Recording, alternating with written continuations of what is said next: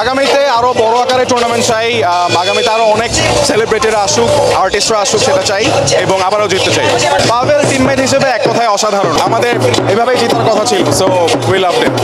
আমি ক্যারেট কলেজে ছিলাম, ঢাকা ইউনিভার্সিটিতে ছিলাম, সো ওখানে অনেক খেলা হয়েছে, উইকেট কিপিং করতাম, ডেফিনেটলি কাজে লেগেছে। খুবই ভালো লেগেছে, আর আমাদের টিমের সবাই আসলে একটা ফ্যামিলি হয়ে গিয়েছে। হোপফুলি নেক্সট টাইম আমরা আবার একসাথে খেলতে পারবো। মোনালিসা হেভি ফ্লো 15 পিস প্যাকেটের সাথে 8 পিসের একটি প্যাকেট একদম ফ্রি। আগামীতে আরো বড় আকারে টুর্নামেন্ট চাই, আগামীতে আরো অনেক সেলিব্রিটিরা আসুক, আর্টিস্টরা আসুক, সেটা চাই এবং আবারও জিততে চাই। ফুলি আরো বাড়বে এবং আরো বড় টুর্নামেন্ট হবে। সবাই আসলে জাস্ট টিমের জন্য যেটা বেস্ট ওটা করার চেষ্টা করেছে, এন্ড দ্যাট ইজ, আমার মনে হয় না এরকম কোনো কনভারসেশনে আমাদের যাওয়া উচিত। এবার অনেকে এসেছেন, পরের বার আরো অনেকে আসবে।